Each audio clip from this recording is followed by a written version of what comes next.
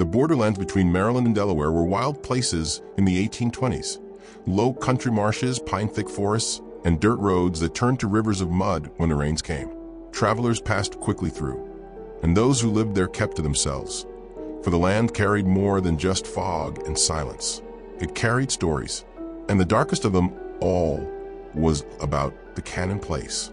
Paddy Cannon's farmhouse stood at the edge of the Nanticoke River, its white paint long since peeled away to gray slats, its chimney leaning as if tired of holding itself upright. By day, it looked like any neglected home, but at night it became something else entirely.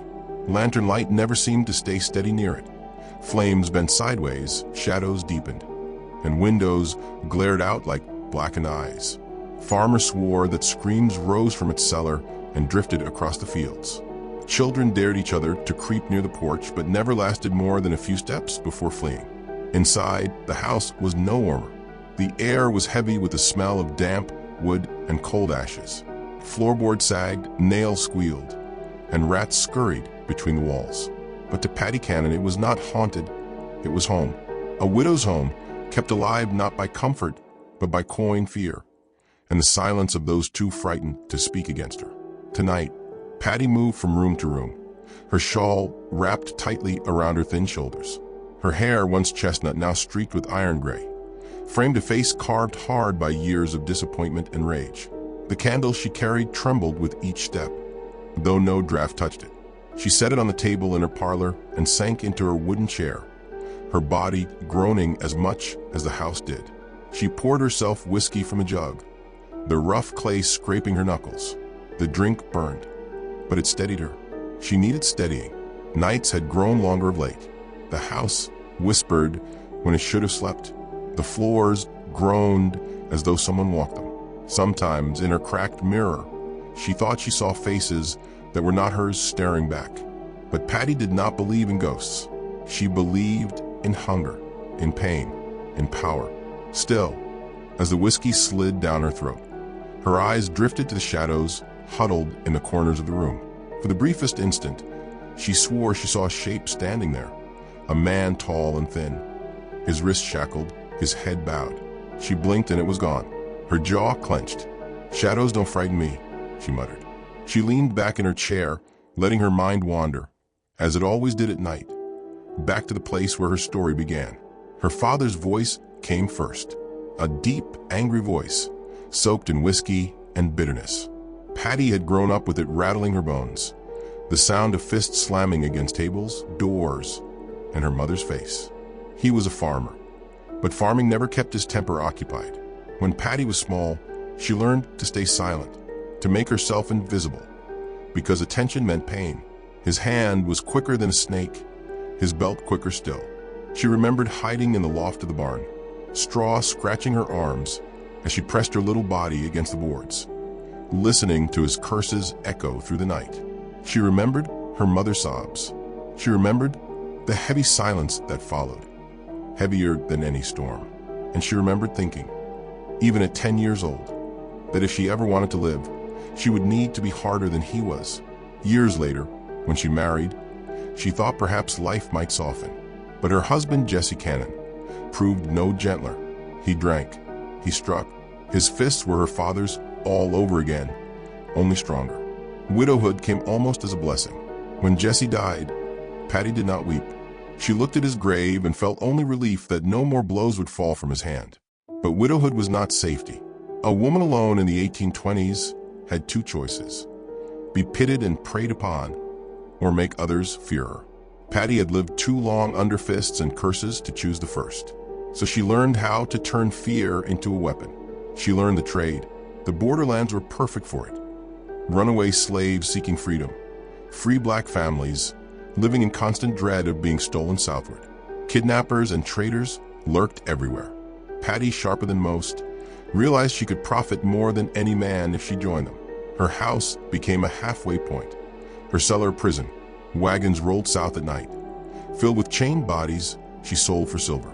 It made her powerful, and power, she decided, was the only safety she would ever know. But power carried shadows. Tonight, as Paddy sat in her parlor, the fire in the hearth popped. The sound was sharp, like a chain snapping. She flinched despite herself. She had heard that sound too many times. Chains clanking against stone as men and women shifted in her cellar, praying, weeping, begging. Even now, when her cellar was empty, she thought she heard them. The floorboards above her groaned, slowly, steadily, as if someone paced the upstairs hallway. Patty froze, her eyes cut toward the ceiling. She was alone.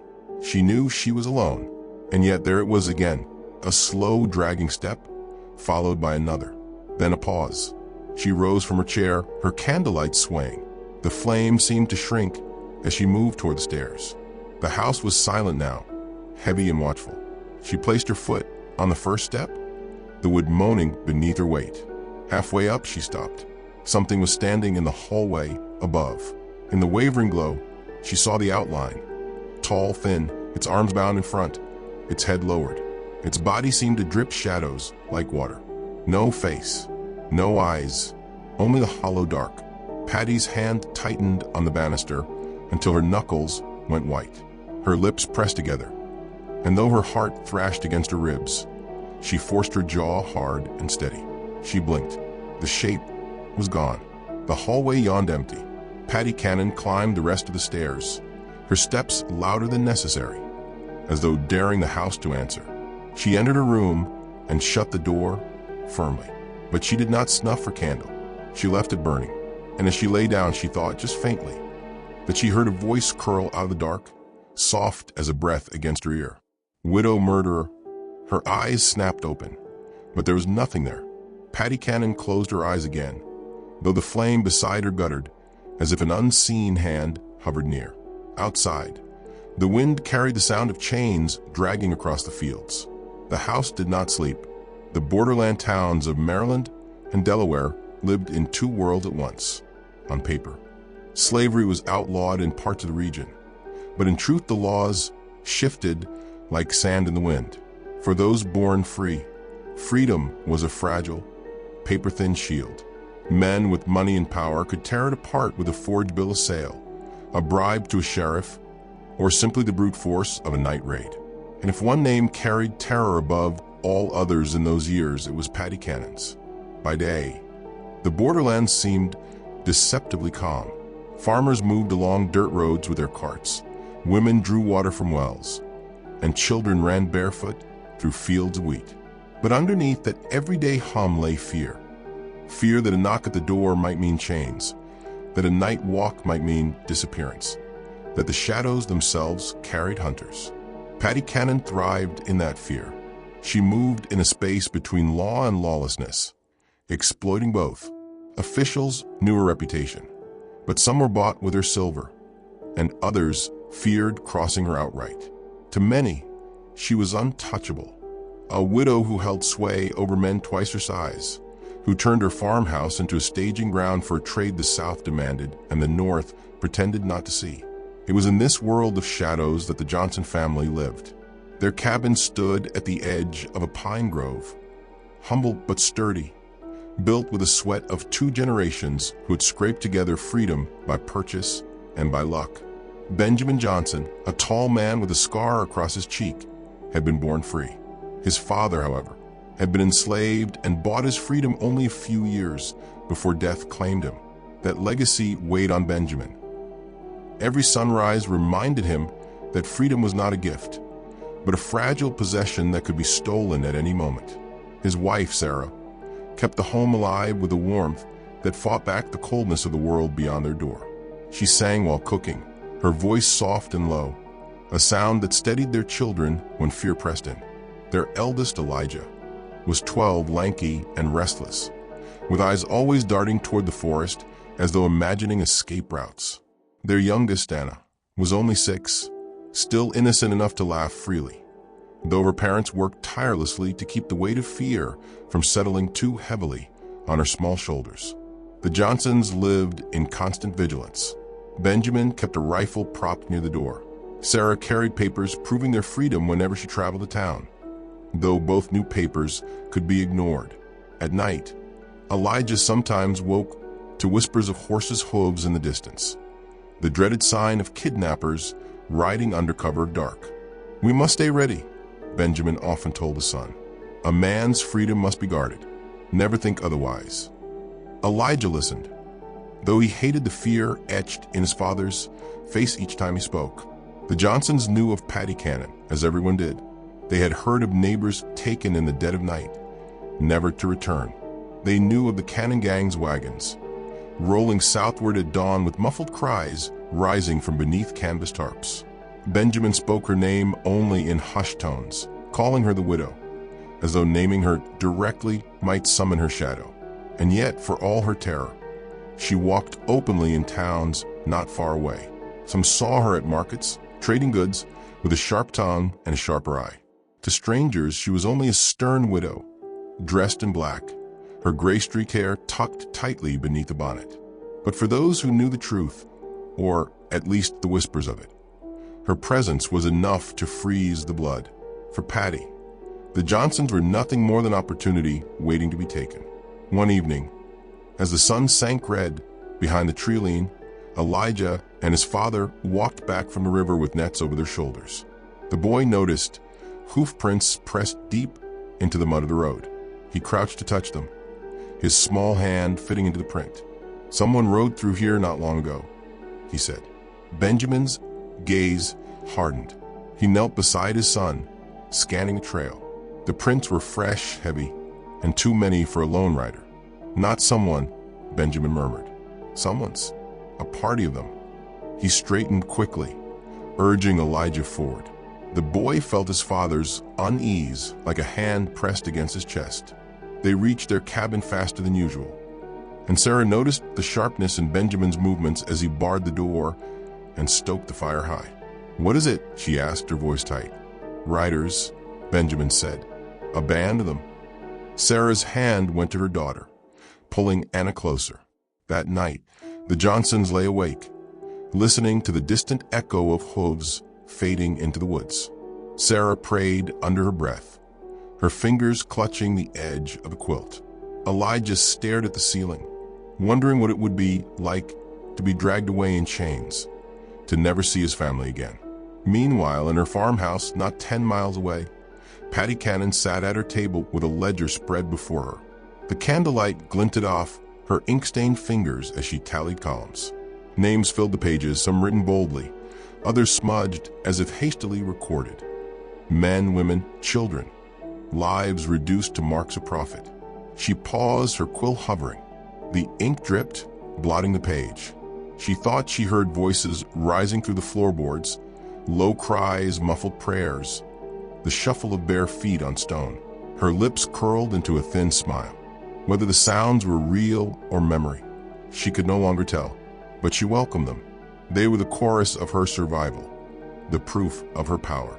And yet, when she blew out the candle and the room sank into dark, she felt the air shift. The shadows in the corners thickened, pressing closer. A cold draft slipped along the back of her neck, though no window was open. And somewhere, faint as a breath in her ear, came a whisper. "Your ledger is ours now." Paddy stiffened, her jaw tightening. She muttered, "Shadows don't frighten me." But her hand trembled as she reached for the candle again. In the weeks that followed, rumors spread faster than the wind. A boy from a nearby free family had vanished walking home from market. A woman's papers had been torn and ignored, her screams muffled by the night. And though none dared accuse her aloud, every whisper returned to the same name, Paddy Cannon. The Johnsons, like so many others, felt the circle of fear tightening. Sarah insisted on keeping the children indoors. Benjamin checked the locks 3 times before bed. Elijah sat on the cabin steps in daylight, staring toward the road, wondering if every rider in the distance might be coming for them. And Paddy Cannon, alone in her farmhouse, listened to the voices in the dark and wondered why. For the first time in her life, the shadows seemed to whisper not in fear of her, but against her. The night was a thick blanket, stitched with shadows and the whisper of wind through the trees. The road that cut across the Maryland woods was little more than a dirt path, pressed down by the weight of wagons and hooves that had passed for decades. Tonight, it bore a different burden. Paddy Cannon's wagon creaked forward, its wheels grinding against the ruts, the iron rims groaning with each turn as though the road itself resisted the passage of such evil. Patty sat high on the driver's bench, her face half hidden beneath the brim of her hat, the other half illuminated by the pale sweep of moonlight. Her eyes were sharp, predatory, scanning the woods as if she could smell the presence of her quarry. Behind her, two men rode on horseback, grizzled, hard-eyed, shadows of men who had long ago traded conscience for coin. They were her crew, her pack of wolves, bound to her not by loyalty, but by fear and greed. The wagon wasn't empty. Its wooden boards shuddered under the shifting weight of the prisoners already taken. Two women, their wrists tied, their faces damp with tears. A man with a swollen lip and blood trickling down his chin. Every creak of the wagon seemed to press deeper into their despair. Every jolt a reminder that they were being carried further from freedom and deeper into chains. But Patty was not yet done. Her eyes narrowed on a small cabin barely visible through the tree line. Smoke curled from its chimney, faint but steady, a beacon that told her there was life within. She raised her hand, and the men dismounted, moving like phantoms across the clearing. Patty stepped down from the wagon, her boots sinking slightly into the mud, and drew the long knife she kept at her side. The cabin door was old, wood swollen by rain, hinges rusted. One swift kick sent it inward, crashing against the wall. Inside, the family stirred with startled cries. A boy no more than 12 leapt from a straw bed, his eyes wide with terror. His name was Elijah, though Patty did not know it yet. To her, he was just another body, another prophet to be weighed and sold. His mother screamed, clutching him to her, but one of Patty's men seized her by the hair and dragged her aside. Elijah kicked, clawed, his small fists beating against the man's chest. But the blow only made the brute laugh, the sound low and cruel. Patty stepped forward, ropes already in her hands. She bound the boy's wrists with quick precision, tightening the knots until his skin burned red. "Stop," the mother cried, her voice cracking. "He's freeborn, he's mine. You can't take him." Patty tilted her head, her expression unreadable. Then, with a mocking smile, she said, "Free? Nothing in this world is free, least of all him." Elijah's eyes met hers. For a fleeting moment, she felt something stir, not pity, but recognition. The boy's gaze was defiant, not broken. It was the same fire she had seen in her own reflection years ago, when her father's belt came down across her back, that stubborn refusal to bow.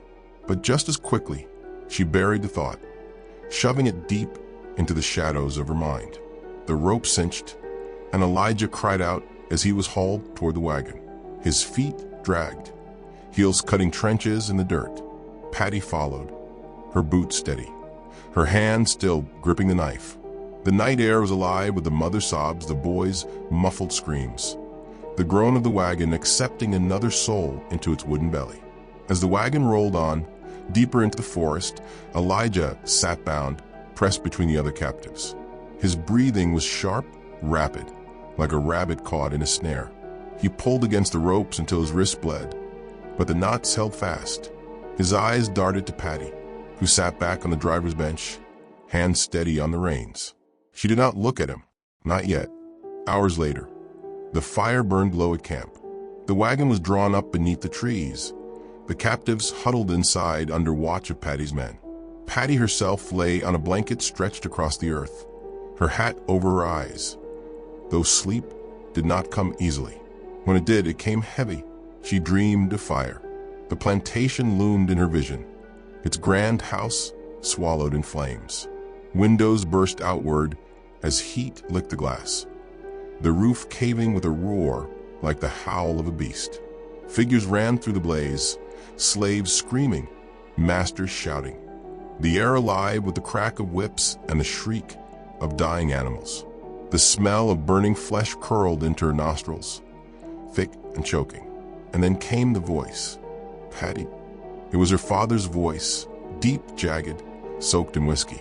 She spun, and there he was, rising from the fire, his face half-burnt, eyes hollow sockets glowing red. Patty. The word was a growl, a summons, a curse. She stumbled back, Her knife in her hand, though, she did not remember drawing it. The fire spread at her feet, crawling toward her like living hands. The screams grew louder, the faces of those she had taken flashing before her eyes. Women with wide, pleading eyes, men with jaws set in despair, children with trembling lips, and among them Elijah. His face rose from smoke, his eyes fixed on her. But this time they were not defiant. They were accusing. Patty screamed. She bolted upright, breath ragged, sweat pouring down her face. The forest was still dark. The fire had camped nothing but dying embers. Her men stirred at the sound, but she waved them off, clutching her knife as though it alone tethered her to reality. Elijah sat in the wagon, awake, his eyes on her. His wrists were raw, where the ropes cut into his skin. He did not look away.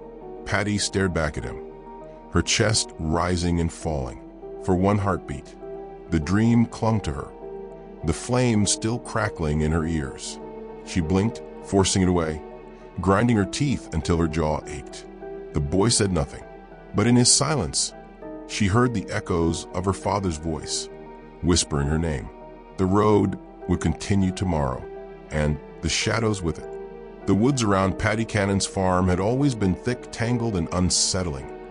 Ancient oaks leaning like sentinels, their branches clutching at the sky. But to the Johnson family, who lived a mile down the dirt road, those woods had recently taken on a different weight.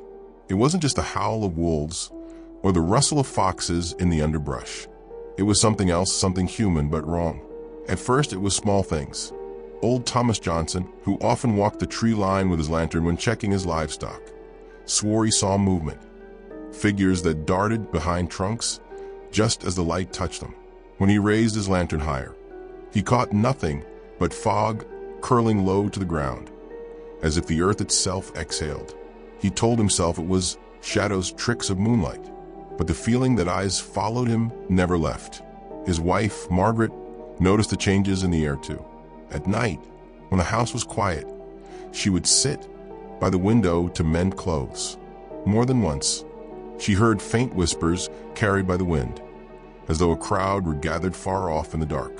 At times, she swore she could pick out words, please, moans, even the sound of children crying.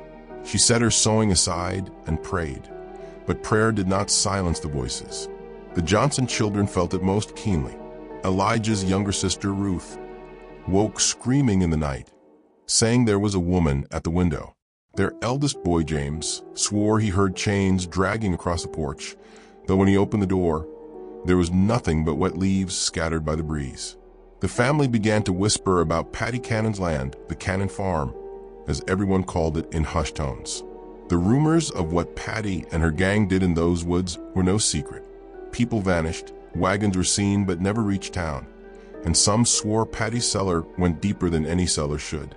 Now the woods themselves seemed to echo with the suffering of those who had disappeared. Patty herself was not blind to these changes. She felt them first in her sleep. Her nights had become battlegrounds, visions stitched with horror. She dreamed of burning fields, the sky black with smoke, the earth littered with the charred bodies of men and women whose faces twisted into masks of agony. Through the flames, she heard her father's voice, calling her name again and again, sharp as a whip crack. Patience. Patience. That was what he called her in life. Patience. Her birth name. But his voice no longer sounded like it had when she was a girl. Now it carried a rasp, the echo of death. When she woke, the smell of smoke clung to her skin, though the house lay still. By day, her nerves frayed. She saw faces where there should be none, reflected in her looking glass, staring from the corners of dark rooms.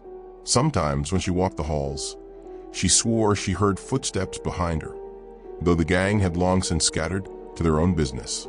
And at night, when she sat by the fire, she heard chains dragging, at first faint, barely audible over the crackle of wood, but then louder, metallic, heavy. The others noticed her distraction. One of her men, Harker, muttered that she had grown jumpy as a rabbit. "You've got the look of a haunted woman," he said one evening after she startled at a shadow. Patty struck him across the mouth before he could laugh. but his words lingered like a curse. The farm itself grew oppressive. The air felt heavier. The animals spooked easily, horses refusing to approach the barn at dusk. Lanterns flickered even when no draft stirred. Once, when Patty opened the cellar door, she swore she heard a sob rising from the darkness. She lit a torch and descended the stairs, but found nothing, only damp stone and the smell of iron that never left the place. The guilt she denied, because guilt was weakness, pressed in on her all the same. The faces of those she had captured, beaten, or sold seemed to hover just beyond reach, bleeding into every shadow. She shook it off in front of the men, sneered at weakness. But when she lay alone in her bed, her hands trembled. For the Johnsons, the haunting grew unbearable. One night, Margaret heard knocking on the door just past midnight. Not a frantic pounding, but 3 slow, deliberate raps. Thomas rose with his musket and opened the door, only to find nothing but the fog-soaked yard. Yet the knocking continued, this time from the back door.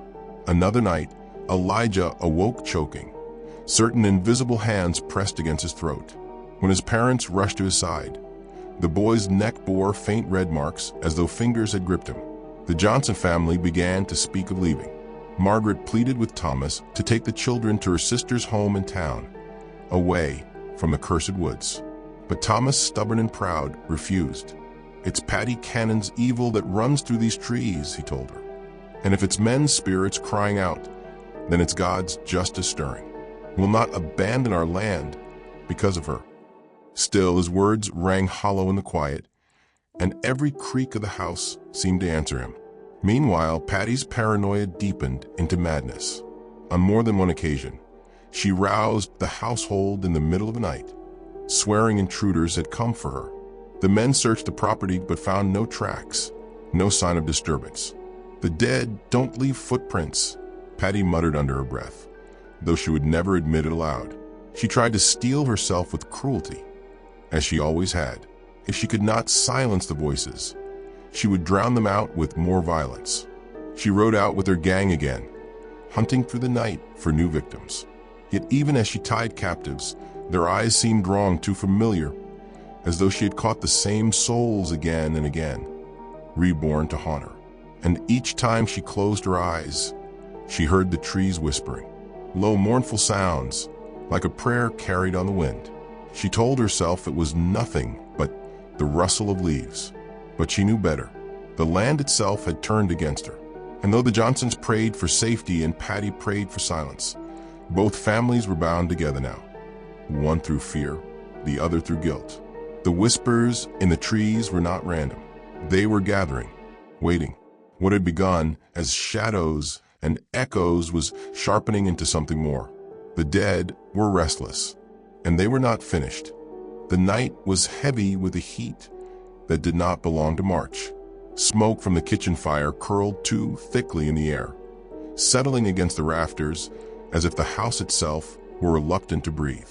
Patty Cannon sat at the long oak table in her parlor, the same table where she had once entertained neighbors with laughter and whiskey, back when she could still pass as just another widow trying to survive. Now the table bore the stains of rough dealings, spilled rum, half-burnt candles, knives laid down carelessly after threats. She leaned forward, pouring herself a glass of liquor that burned her throat raw. A widow, she thought bitterly, in a world built by men. She remembered the first months after her husband's death, when creditors came knocking at her door like wolves. There had been no one to protect her, no one to argue her worth. She had discovered then the rule that had since governed her. You survive only by becoming harder than the world around you. And so she had sharpened herself into a weapon. At first it had been small acts, helping a neighbor recover a runaway servant, turning a blind eye when a man whispered of selling a child who wasn't his. But the small acts drew her into larger ones, until her farm became a center for trafficking, her barns a place where chains clinked beneath the hay. Gangs came to her land, the Cannon Gang, men from Delaware, Maryland, and beyond, and they saw in Patty not just a host, but a partner. Patty struck her bargains with a shrewd smile. She knew how to count profit, how to leverage fear, how to make herself indispensable. Soon enough, she was no longer the widow struggling to keep her land. She was the mistress of the marsh roads, and her name alone made people lower their voices. Yet tonight, with the fire snapping low and shadows pooling in the corners of the room, her power felt like something slipping through her fingers. A draft stirred though the windows were shut. The flames bent as if bowing to some unseen presence. Patty swallowed hard, forcing herself to take another sip of rum. "Nerves," she muttered aloud. "Just nerves." But nerves did not explain the sound she had heard the night before, a long dragging noise, like chains scraping against stone. Nor did it explain the faint smell that sometimes clung to her halls, the scent of earth freshly turned, as though a grave had been opened. She pushed away from the table, her boots striking the wood hard. "I'll not be haunted," she growled, and crossed to the hearth. She stoked the flames high, watching them lick and dance. That was when she saw it, in the warped glass of the parlor mirror above the mantel. Her reflection blurred, her own face wavered, then sharpened again, but not alone. Behind her, in the glass only, stood a woman. She was pale, her gown torn, her chest soaked through with blood that shone darkly in the flickering firelight. Her eyes were wide, but not with fear, with accusation. Her lips parted, and though her throat looked torn, the words came clear. "You are already mine." Patty spun around, heart pounding, but the parlor was empty. Only the fire and the shadows remained. Her breath came ragged, her fists clenched so tight her nails cut into her palms. She wanted to scream, to curse, to demand that the vision return so she could strike it. Instead, she stood trembling, feeling for the first time in years, not like a master, but like prey. It was not the first time she had seen them. The faces of the lost crept into her life in quiet ways. A shape in the fog outside her window, a handprint on the glass, a cry that slipped through the floorboards. But never had they spoken. Never had they claimed her. She poured herself another drink with shaking hands. Yet even as fear tightened its grip, her mind, sharp, practical, unyielding, began to reason. Was it guilt? A fever brought on by the swamp air? Or was it the devil himself, answering her bargains in kind? Patty laughed then, a hard and bitter sound. "If the devil wants me," she whispered to the empty room, "he'd best be ready for a fight." Still, her eyes flicked back to the mirror, unwilling to let it leave her sight. The days that followed only deepened the unease. The men she dealt with, rough figures from Philadelphia and Wilmington, hunters of flesh, came to her farm to strike new agreements. She listened, she bargained, she shook their hands, all the while distracted by whispers curling at the edges of her hearing. When one of the men joked that her land was cursed, Patty's jaw tightened. "Cursed," she repeated, smiling with too many teeth. "No, gentlemen, blessed, blessed with opportunity." The men laughed, but uneasily. They felt the weight of her words. Patty made sure of it. That night, when the last of them rode off with their coin, she lingered in her parlor again. The mirror stood silent this time, reflecting only her weary face. But when she turned toward the door, she found it half open, and standing there only for a heartbeat was the same pale woman, blood dripping, eyes burning with judgment, then gone. Patty staggered back, clutching at her chest. Rage rose up, hot and suffocating. "I will not be hunted," she shouted to the shadows. "Do you hear me? I am the hunter." The echo of her voice faded into silence. But somewhere in that silence, a faint sound stirred. The rattling of chains, distant yet deliberate, moving through the bones of the house. Patty Cannon had made her deals with men. She had made her deals with gangs. But now, without ever signing her name, she had made another deal, darker than any she had bargained for. And the contract, it seemed, was already binding. The land was quiet the morning Elijah Johnson did not return. His mother, Mary, knew something was wrong the moment she saw the empty bed. Elijah was not a boy prone to wandering. He rose early to help his father in the fields, his laughter carrying with the first crowing of the rooster. But on this day his shoes sat neatly by the door, his coat hung on the peg, and his bed was cold. Mary's hands trembled as she pulled the quilt tight around her shoulders. "Thomas," she whispered to her husband, "he's gone." Thomas Johnson, a man hardened by years of toil and loss, said nothing at first. He walked to the door, stared across the rolling fields of Maryland, and let his silence speak. Then with a heavy sigh he muttered, "Patty Cannon." Her name was enough to strike dread. For months, whispers had grown louder. Children missing, black families torn apart, mothers searching riversides for sons that never returned. Though no one dared accuse Patty openly, everyone knew. The Johnsons searched for hours, then days. Thomas walked the dirt roads until his boots wore thin, stopping travelers, begging for scraps of information. Mary knocked on doors, her eyes hollow, her voice raw. Their grief spread like a fire, consuming their neighbors. And yet, no one was brave enough to march to Patty's door. Fear of her power, of her reach, kept them still. In Patty's cellar, Elijah sat in the dark. The air was thick with damp soil and mold. The stone walls sweating as though alive. Rusted chains dug into his wrists, and every sound was magnified. The scuttling of rats, the dripping of unseen water, the echo of distant footsteps above. At first Elijah cried. He screamed for his mother, his father, for anyone who might hear. But the cellar was built to swallow sound. His voice carried only to the shadows. And yet he was not alone. When the sobs quieted, he heard it, a whisper, faint as a breath. "Child." Elijah froze, his breath hitching. The darkness shifted. Out of the corner of his eye, he saw movement, pale shapes flickering like candlelight. Another whisper, closer this time. "Do not fear, we are here." The air grew colder. Elijah's tears froze on his cheeks. From the blackness, figures emerged, not solid, not flesh, but shimmering outlines of men and women, their faces hollow with sorrow. Their chains clinked, though they floated free. One knelt before him, a woman with eyes like deep wells. She pressed a transparent hand to his brow. Though her touch was cold, Elijah felt a warm stir in his chest. "They took us too," she whispered. "But the earth remembers, the earth does not forget. Justice is near." Elijah shivered not from fear, but from the strange comfort in her words.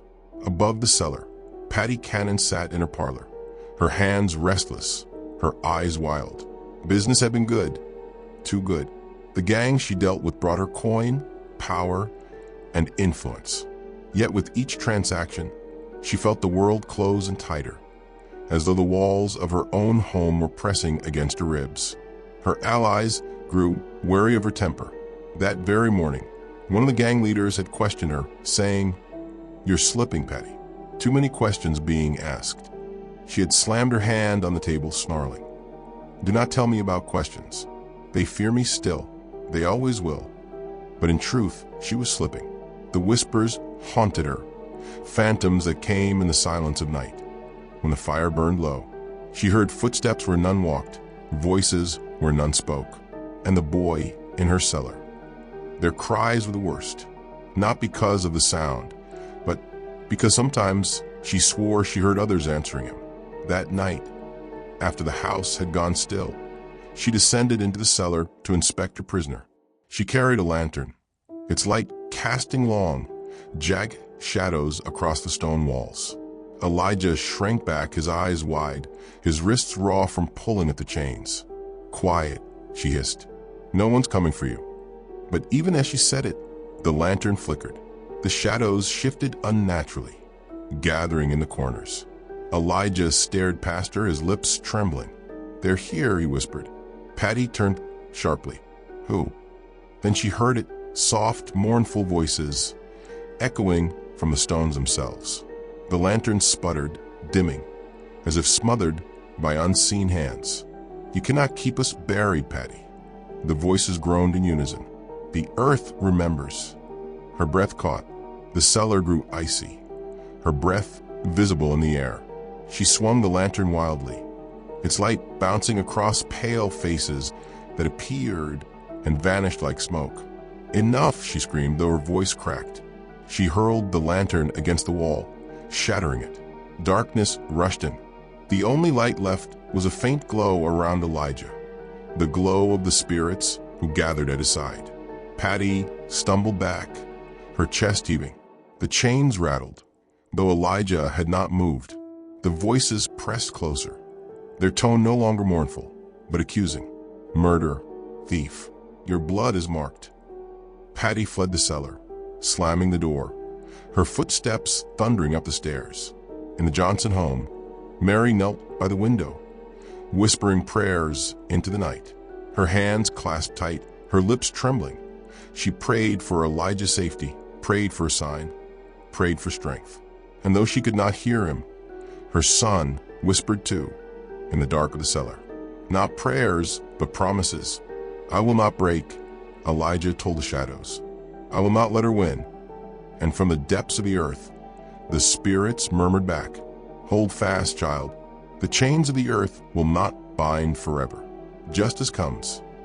The night pressed heavy, but the stirrings in Patty's cellar told of something awakening, something older than her cruelty, something that even she could not silence. For every chain she clasped, the earth forged another link against her. And when the chains broke, they would break loud enough for all the world to hear. The Johnsons searched every bend of the marshland, their lanterns flickering like desperate stars in the fog. Each night, their voices carried into the woods, hollow cries of a mother and father calling for their boy. Yet Elijah remained shackled in the damp belly of Patty Cannon's cellar, listening to the scratching of rats and the drip of cold water. He prayed that someone might find him, but as the days dragged on, even his prayers grew thin. In that darkness, it was not men who came to him first, it was whispers. Soft voices brushing his ears, voices not of the living. They told him he was not alone.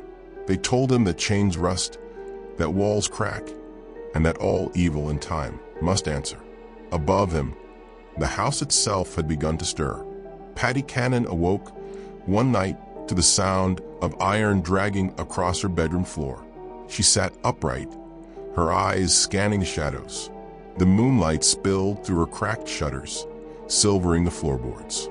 Nothing lay across the boards, yet the sound continued. Scrape, scrape, scrape, as though invisible prisoners dragged their shackles through her chamber. She muttered curses, clutching her pistol, but the noise did not cease until the first rooster crowed. Her temper grew raw. She struck her own men for the smallest mistakes. A spilled drink, a poorly tied knot on a wagon. Even her allies, hardened cutthroats who had followed her for years, began to look at her with unease. "The Cannon woman's got the devil on her back," one muttered, not loud enough for her to hear. Another swore he had seen shadows moving in her parlor when no fire burned. The house reflected her decay. Doors slammed of their own accord. Candles guttered even when the air was still. The long hallway seemed to stretch, as though leading not to bedrooms but to a tunnel carved into the earth. Sometimes, late at night, she would walk the corridor and find every door thrown open at once, hinges screaming. Other times, she would wake to her bed, trembling beneath her as though a hand reached up from the soil below, shaking the frame to rattle her bones. Her neighbors, already suspicious of her trade, began to whisper more boldly. They said she consorted with spirits, that she kept charms of bone and blood hidden in her cellar, that God had turned his face from her long ago. One preacher, emboldened by his flock, spoke during a gathering in the town square. Some sins do not wait for Judgment Day. Some damnations arrive early, wearing a woman's face. Pray, good people, and keep your children close, for the devil dines among us. Though he did not name her, every head turned toward Patty Cannon's farm at the edge of the crowd. Patty laughed when she heard of it, a harsh and brittle sound. Yet that night her laughter soured. She saw them, figures standing at the foot of her bed, outlines of men, women, and children. Not solid, but not smoke either. They filled her chamber in silence, their heads bowed, their wrists bound. Some were missing eyes. Others had bruises circling their necks. She screamed at them to leave, fired her pistol through the air, but the shadows did not scatter. They only turned their heads toward her in unison, and their mouths opened in soundless cries.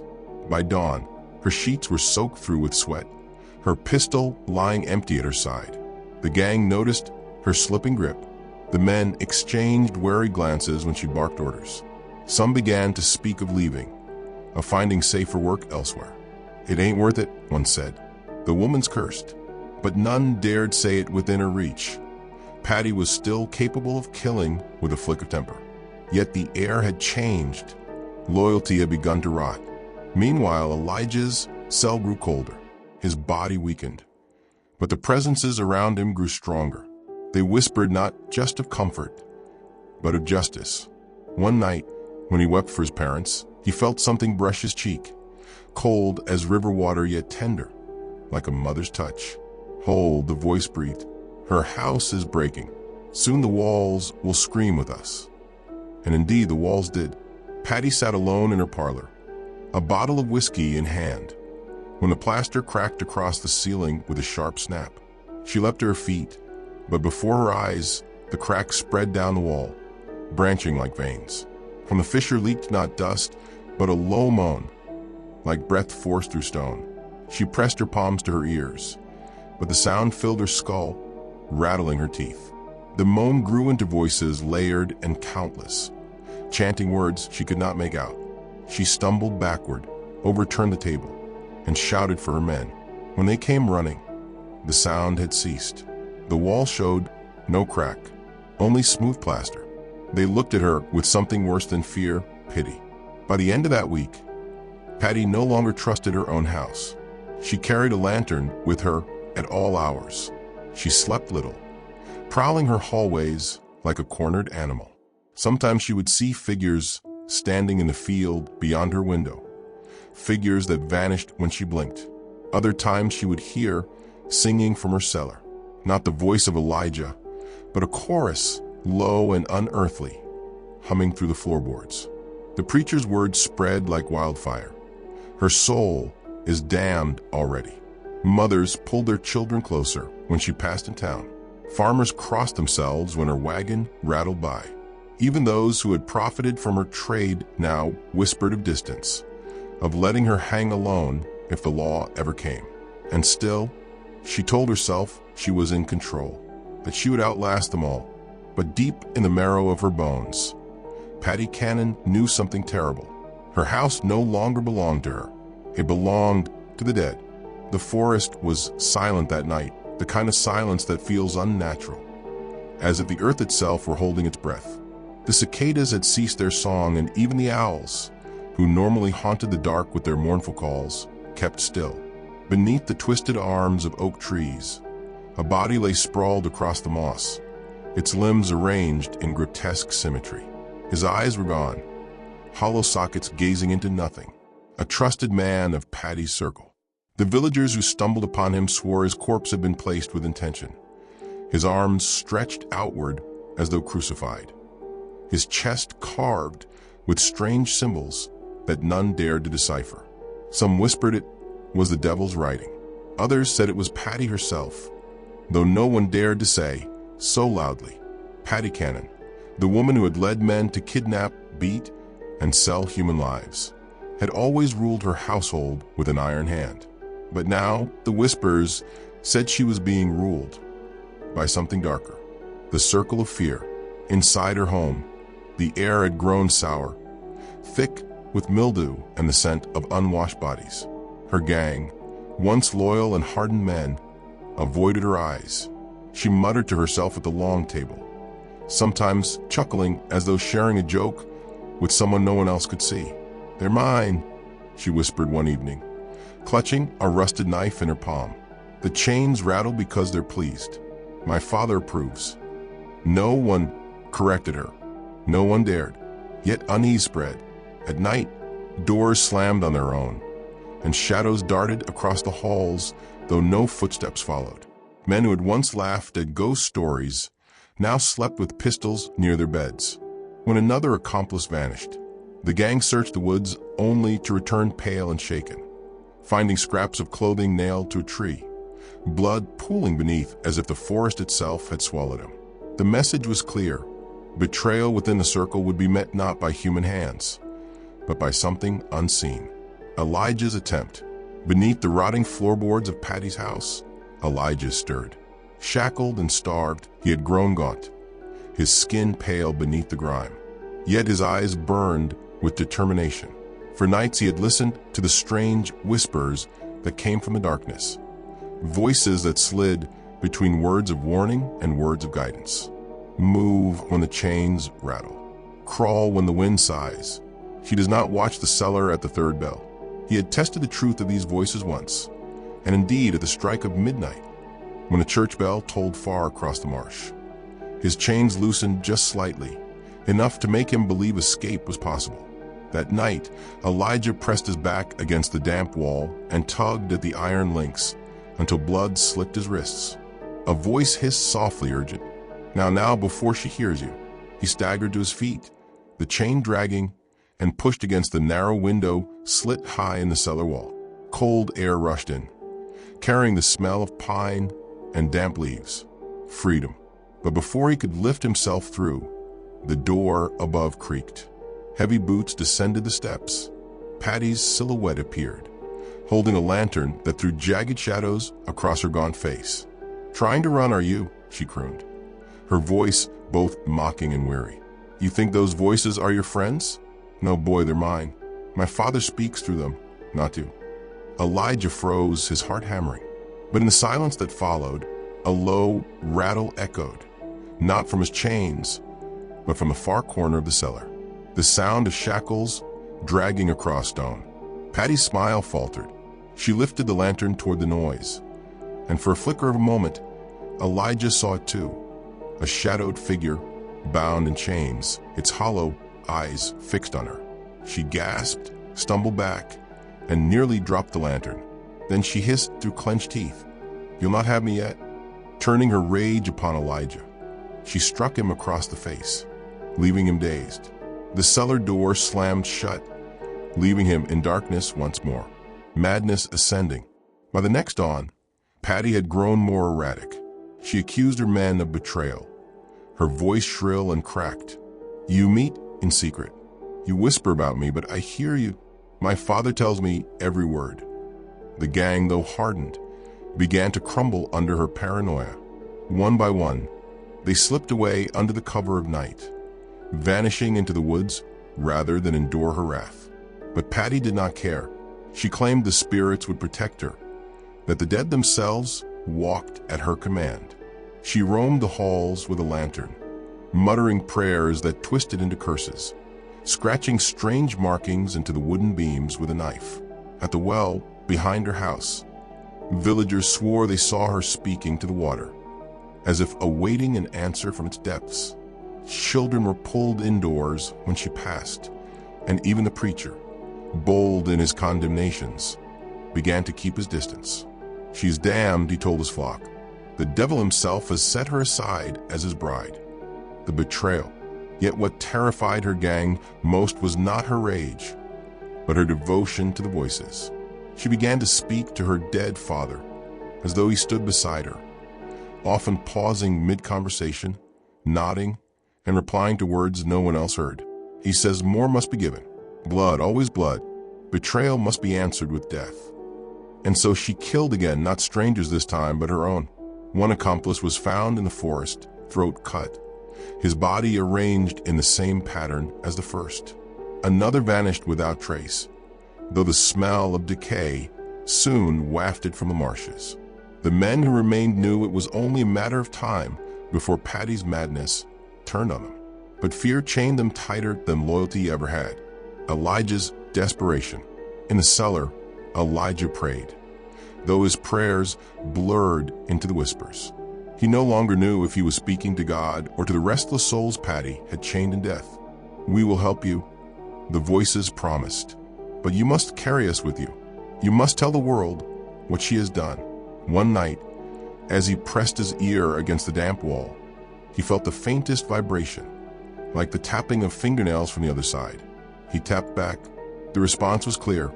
3 knocks, slow and deliberate. Elijah's heart raced. He wasn't alone in the dark.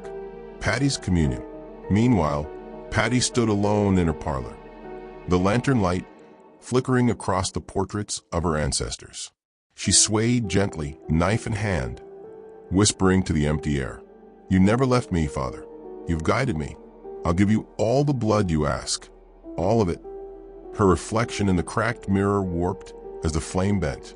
She thought she saw another face behind her, hollow, skeletal, grinning. For the first time, she trembled. "Don't leave me," she begged the reflection. "Don't leave me alone." But the face only grinned wider. The line between reality and madness had dissolved. The forest whispered her sins. The chains below rattled on their own.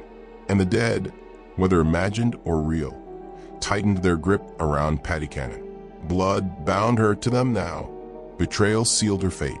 The storm broke over the Delaware marshes like the cracking of a whip, lightning ripping through the black sky and casting Patty's farmhouse in pale, skeletal light. Rain hammered the warped wooden walls, seeping through the roof and tapping onto the cellar door like ghostly fingers.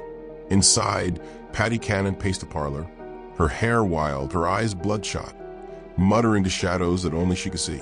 In her trembling hand, she clutched a pistol, its metal slick with sweat.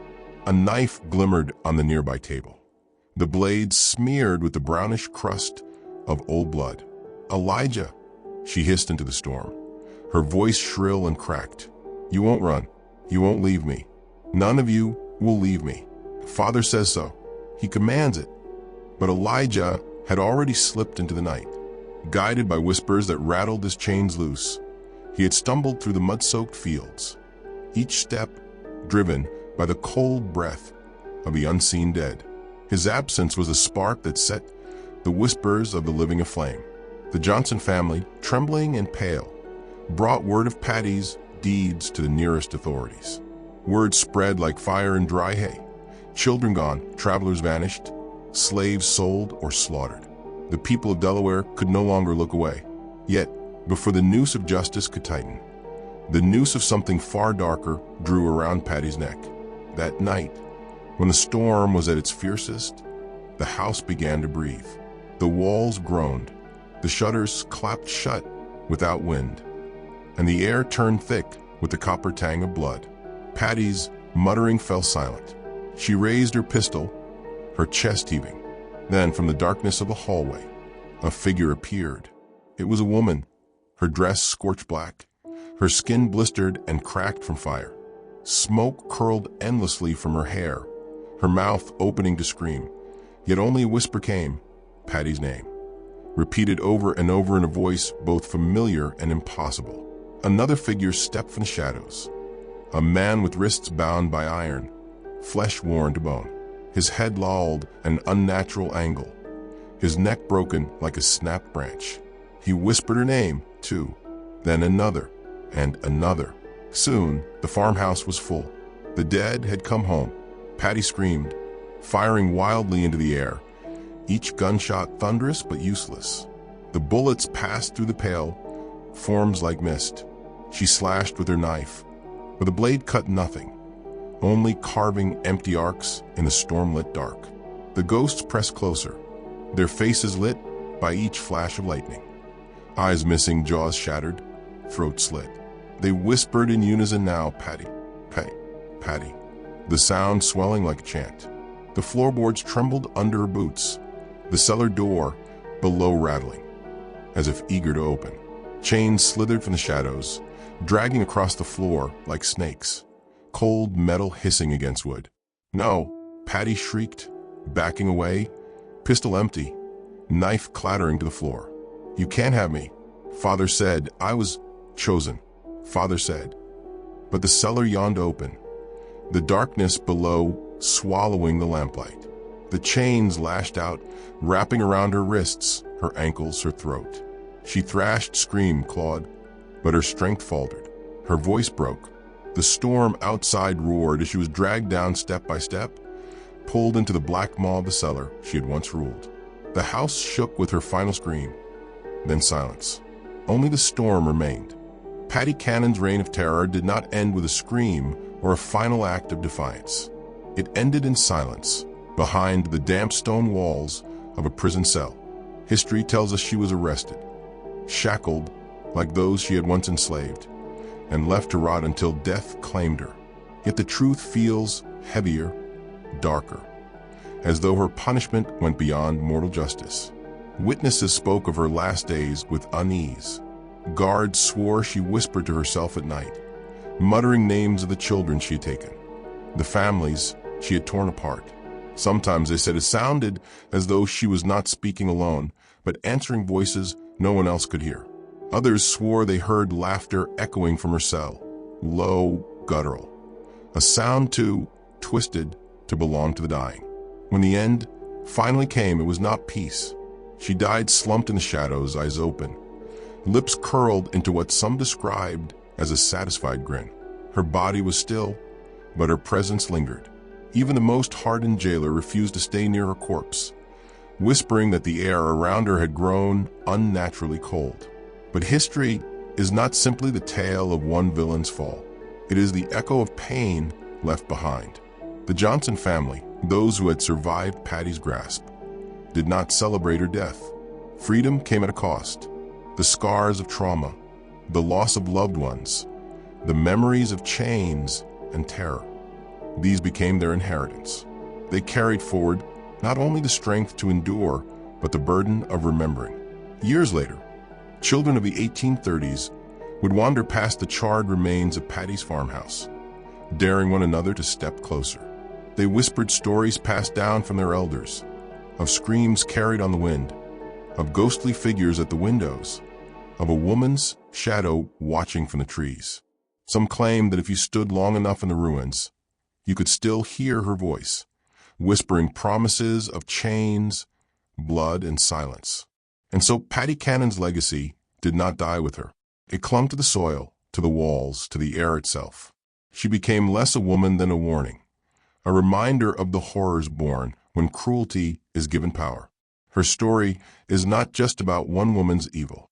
It is about the cycles of oppression, the weight of history, and the lingering shadow of fear. Even now, nearly 2 centuries later, her name drifts like smoke through the darker chapters of America's past. A name not remembered with honor, but with dread. And as the wind curls through forgotten fields where her house once stood, the faintest sound still seems to rise, the echo of children crying, and a voice, low, rasping, unrepentant, calling from the other side.